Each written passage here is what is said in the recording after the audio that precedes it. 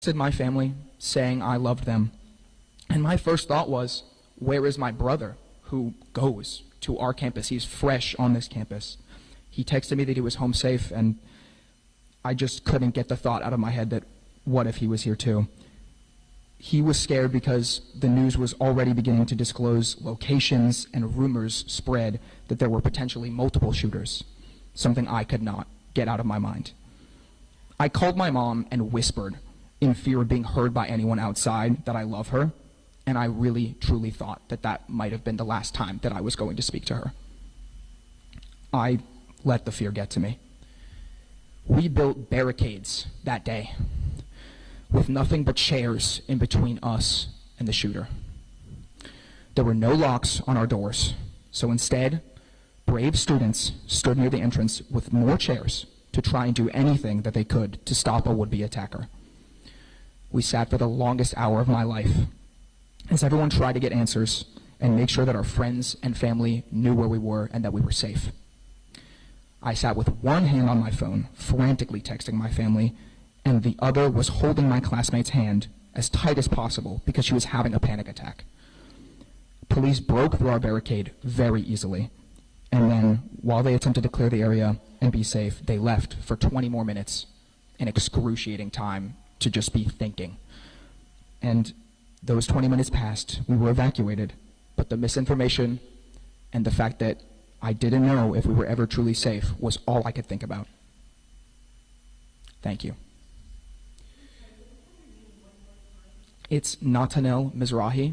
I can spell that for you if you'd like. It's Natanel Mizrahi.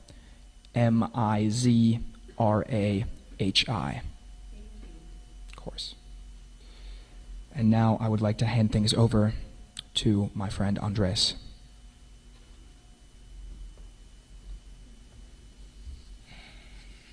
Good morning. Good morning, everyone. My name is Andres Perez. Born and raised in Orlando, Florida, I serve as the chapter president of Student Cement Action at Florida State University. Words cannot describe the rush of emotions that I, including myself, my community, are still feeling just even days ago.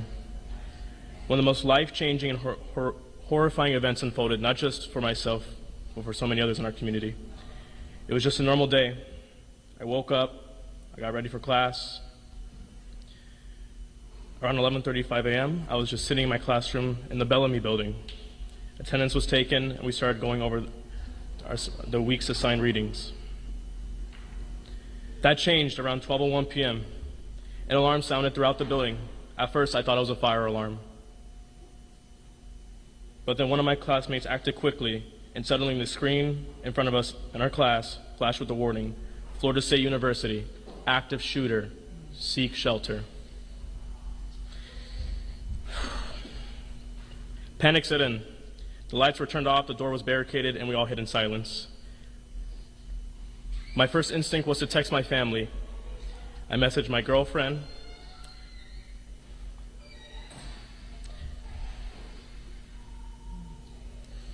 my sister, my mom, and my friends who I knew were still on campus to check on them to make sure that they were safe. I couldn't stop to think about how close the incident was happening near us. It was unfolding just around the corner at our student union. I was afraid, deeply afraid, that someone, for reasons we may never fully understand, could have put myself and so many others in harm's way. Luckily, within 10 to 15 minutes, law enforcement arrived. They swept our building to make sure there was no active threats. We were escorted checkpoint to checkpoint, to building. There was so much confusion, misinformation about what was going on, who was hurt, how many, and why. But once I got the all clear, my first thought was, what can I do and how can I help? When I transferred to Florida State University just last fall, I never thought I'd find myself locked inside a classroom, texting loved ones, unsure if I'd ever see them again.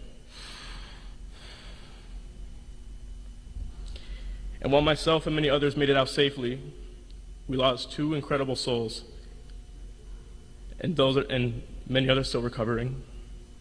And that's why I refuse to stay silent. As a leader, I carry the weight of this moment and turn it into purpose.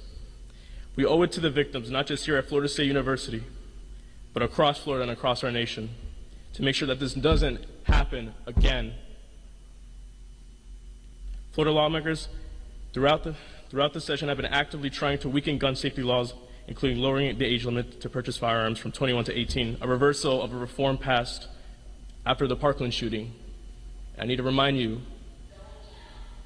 that many folks who were there, who were in the community, went on to attend Florida State University and once again experience another mass shooting. I'm calling upon everyone to please take action with us. Call your state senators, demand that they oppose any legislation that puts public safety at risk. Our generation deserves better. We deserve to feel safe in our schools, our communities, and we deserve a safe future. Thank you for allowing me to speak. I would love to call upon my good friend Simon to the podium.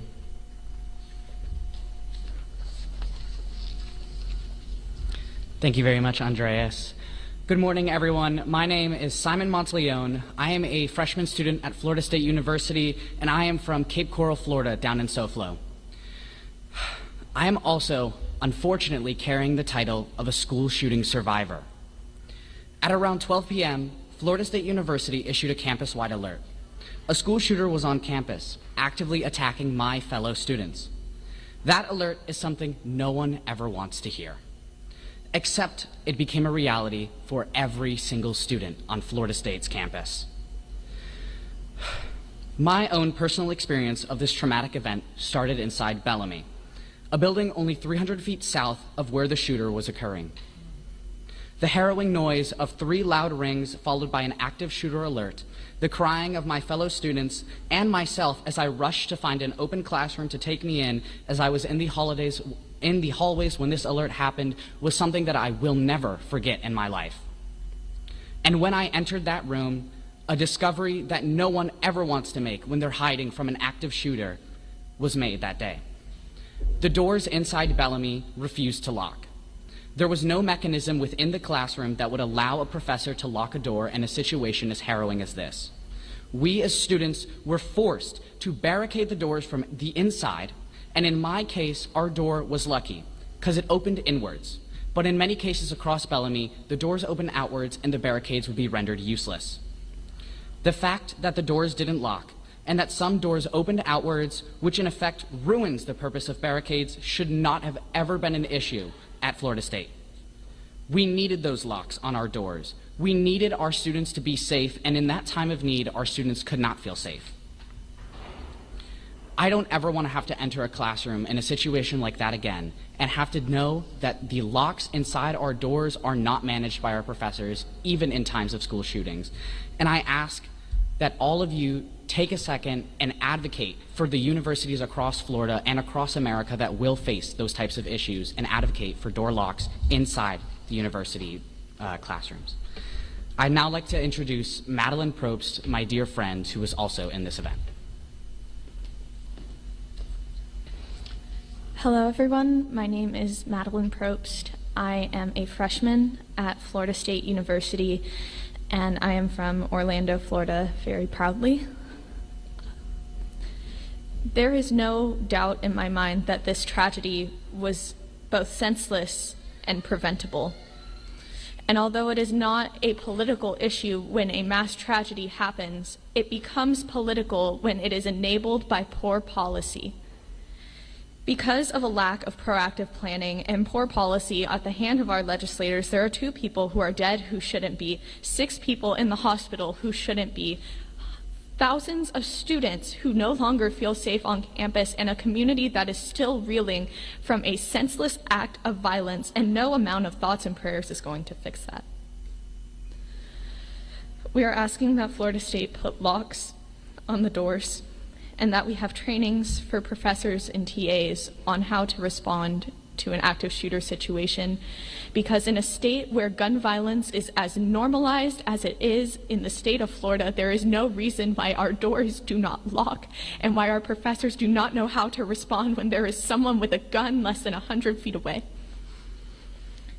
We are asking that the legislature put appropriations towards mental health intervention and advocacy services and appropriations towards these trainings so that they can be provided on all college campuses.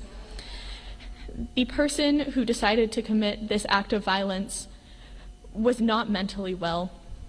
No mentally healthy person shoots up a school. And there is no doubt in my mind that there could have been steps taken, some sort of red flag, some sort of intervention could have been taken to stop this before it got to this point. And regardless of where the blame lies, there wasn't. He was allowed to continue on about his time at Florida State after years of hateful rhetoric and years of what should have been red flags. And because no one said anything and no one did anything, on Thursday 2 people died and my friends ran for their lives. We're asking that federally Congress make moves to reinstate the Office of Gun Violence Prevention, which worked on policy research and different resources for survivors, because if that office had existed, then maybe, just maybe, there could have been some sort of policy pushed through at the federal or the local level in order to stop this before it occurred, because at the end of the day, poor policy enabled this tragedy.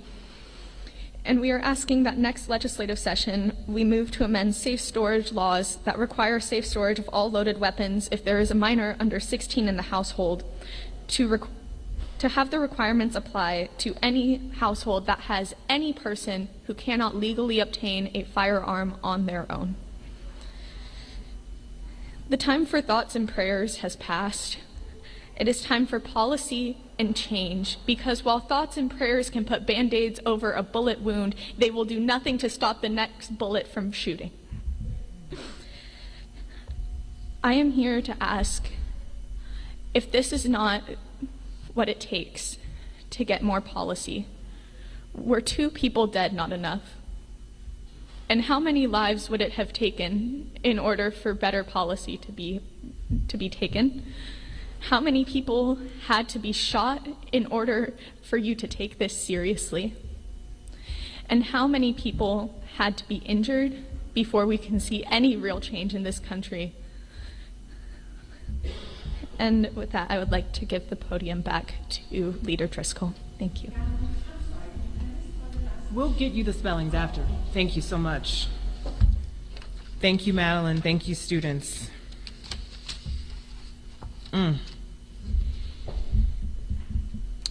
For some reason, shootings like this are the only crisis in America where we do not solve the problem. No one says now isn't the time after other disasters. Hurricanes, airplane crashes, economic collapse, wildfires, any other crime. Every one of those deserves and receives an immediate response. They receive action. But shooting after shooting, we're told to wait. And all we hear are thoughts and prayers. And I'm sensitive to not politicizing an issue, but year after year, we file good, common sense bills to help make our communities safer. And unfortunately, they don't even get a committee hearing. And it doesn't matter if the latest mass shooting was a week ago or a year ago or 3 years ago, it never seems to be the time to talk about gun violence. I have no illusions about the political realities here in Tallahassee. My party's in the minority, but we were also in the minority when the legislature passed transformative legislation to try to keep communities safe after the massacre in Parkland. So I know we can work together to find common ground. We can find solutions that protect both our Second Amendment rights and our neighbors, and of course, that protect our young people. The first step, we need to stop going in the wrong direction. We need to stop going in the wrong direction. This legislature can stop passing bills that make us less safe. We can say no to undoing the good bipartisan law passed after 17 people were killed in Parkland. It was a success, and it has helped to keep Florida safer. We'll never know how many lives it saved. Then we can take a serious look at ideas that can help make our communities safer while not infringing on our Second Amendment rights. Ideas like the ones we heard here today from these FSU students. And at this time, we can open it for questions. You said that there's an external lock that goes on during emergencies. Was that your experience? I can answer that. So most of us were in Bellamy, and in the terms of external locks, it takes about roughly 20 minutes for the external lock to actually lock, and in most cases the external locks will only lock past 8 p.m. So when the alarm went off, the 3 blares, and then the announcement of the school shooter, none of the doors within Bellamy automatically locked, and the professors could not lock them from the inside, which was a gross policy oversight. Has anyone from FSU reached out to you guys and spoken with you about these locks? I have personally not received anything, but I'm sure President McCullough has reached out. Thanks. Yeah, I can tell you that my office has been in touch with FSU about this, trying to get additional information and seeing how we can partner with them to get them some reform and perhaps some resources if they need that. Can I ask Andre a question? Andres, yes. You testified in the House committee hearing about the minimum age restriction on rifles. Could you talk a little bit about that experience? Do you think your concerns were heard? Clearly not. The committee went on to vote favorably for lowering the age limit to 18. Since then, it has since passed in the House. I don't know how many more tragedies it's going to take for people to wake up and realize this is a real problem. And if they can hear me now, I hope they can hear me saying, please, please, plead with us. Thank you. For Madeline. Madeline? Yeah. Thank you so much. In your words, you asked for more laws, more restrictions. But quite contrary to that, the House passed lowering the age to buy long rifles to 18. And the part of the budget has what the governor calls the Second Amendment summer of no taxes on the purchase of weapons and ammunition. And carrying guns on campus did die in committee, so that's not moving forward. But the other two are. So what is your reaction to the fact that instead of more gun bills, you're actually rolling back on what's already in place? I'm disgusted with my legislature and the people that I know some of my friends and my family voted for. The fact that they are able to sit in this place and prioritize weapons over my life, my friends' lives, and the lives of my community around me is deplorable. I would also like to note that they are not here right now. And I think part of that is because they couldn't look us in the eyes and tell us that the guns are worth more than we are, because that is certainly what they are telling us in their legislation.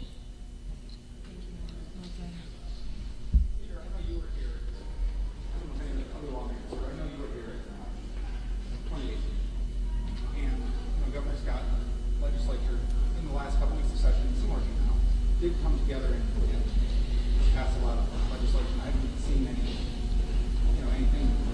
scheduled this week. I haven't seen, the Governor DeSantis hasn't been meeting with kids. I know Governor Scott is back then. Why do you think that might be? And so I wasn't here in 2018. I was elected in 2018, and 2019 was my first session, but I remember it very clearly as I was running for office and in the political process then. And I think the only difference is that it seems like the governor is desensitized to this. I mean, we saw the comments from President Trump that to me was such a slap in the face to these students and to everyone in this community who's been impacted by this gun violence. And I think it just speaks to the fact that our priorities are just totally messed up.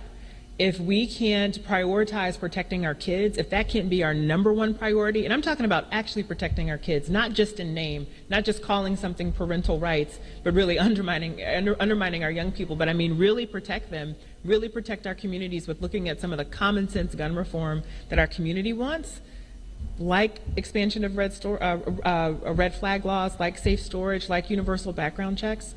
Then really, what are we doing here? Seems to be a lot of positioning and partisan politics and nothing to keep our community safer. Are you surprised the governor hasn't publicly addressed those outside of the video posted on social media on Thursday? I wish I could say I was surprised, but I'm not. I guess more than anything, I'm just disappointed. The governor seems more concerned about protecting the reputation of Hope, Florida than he does about protecting the safety of our kids.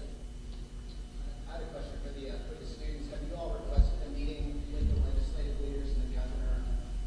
Have you gotten any sort of response from them?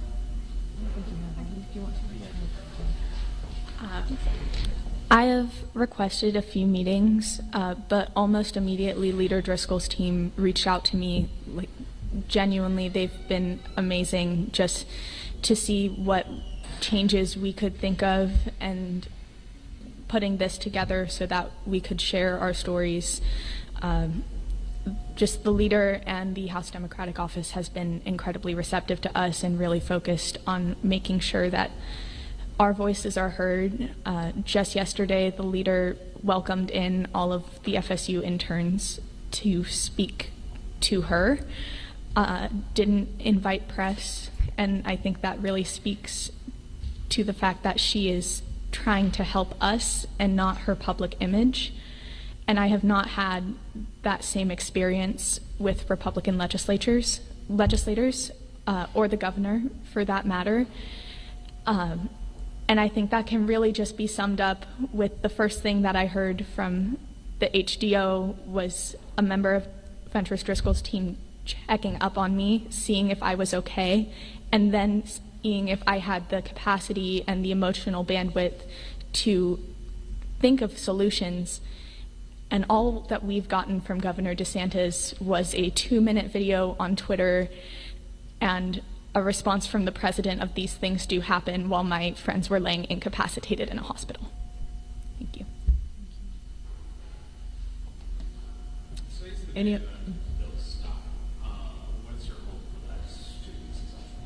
Well, particularly with respect to these bad gun bills, it's my hope that the Senate continues to act like the Senate and stop extremist legislation. So we know that the bill to lower the age for the purchase of long rifles or long guns and rifles, lowering that from 21 to 18 passed off the floor of the House, but I'm hopeful that it will not go any further in the Senate. And I'm also hopeful that the Senate is watching what happened with the bill that would repeal a prohibition on purchases of ammunition during states of emergency, and also make sure that that bill does not continue. You know, we're facing real crises in our state. We're facing a crisis of safety. We're facing a crisis of property insurance. We're facing a crisis of affordability. Nearly 40% of our children are on Medicaid. We have some real issues that we must get down to business and address those. And I hope that that can become the focus of our legislative session going forward. And for the students, why do you think the reaction so far from lawmakers has been different for this shooting compared to the You don't have to. You can't? Okay. During the Parkland shooting, 17 people passed, and we were in much more of a swing state territory. Coming off of the 24 election, we are seeing gun bills that are so radical, so on the radical right, that they are getting killed in the reddest supermajority that this state has seen in quite some time. I think that the reason that we're not seeing as big of an outcry, because this is about as close to home as you can get to legislators. The shooting happened about a mile away from where we're standing right now. There is no shame in bad gun legislation anymore. These people campaigned on the Second Amendment. They campaigned on lowering restrictions on guns. And they know what happens when you lower restrictions on guns. They know what happens when you make it easier for young people and people who are mentally ill to have guns, and that is the type of legislation that they have been trying to pass. Part of me hopes that the reason that they're not out here right now is because they're ashamed to have even thought to have open campus carry and to lower the gun age after this mass tragedy has just happened. But the more rational part of me has to assume that because it will not affect their donors, it will not affect their votes, that they simply do not care. Because at the end of the day, the people that they are targeting for re-election campaigns and higher office campaigns in 2026 are not the people standing behind me who are affected by these senseless acts of violence. They are going after people who prioritize their guns over my life. Thank you. May I ask of the group, including you, leader, what should be the top priority right now? Lowering or making it more difficult to get access to guns, stricter regulations, or a focus on mental health intervention? I think both. I don't think it's a choice that we have to make one over the other. I mean, I think three things, right? The first is stop the bad legislation from progressing. Like we need to stop what's been happening in reverse course and make sure that the bill that lowers the purchase age from 21 to 18 for long guns does not go any further. Second, yes, investment in mental health resources, which is what we just heard from the students at FSU, is that there needs to be additional assistance and pathways for folks who may be going through a troubling time, just may have whatever personal imbalances, whatever it is, that they get the resources and the help that they need. And then the third thing is, I think the legislature needs to be where the people are at, because this is a legislature, frankly, that ignores the overwhelming majority of the population that wants universal background checks. There's a super majority of Americans, if you want to put it that way, nearly 90% or so, that want to see universal background checks. People want safe storage laws. In a country where gun violence is one of the leading causes of deaths of Americans, and particularly for our young people, surely we can start at the common ground, common sense solutions and move forward there. So I think those should be the priorities, in addition to school hardening. I mean, we've been through this before. We've been through this drill before. We know how important school hardening is to keeping our young people and the faculty and the staff safe. And so we need to have that conversation and make sure that our universities are getting what they need. Thank you all. We're out of time. Okay.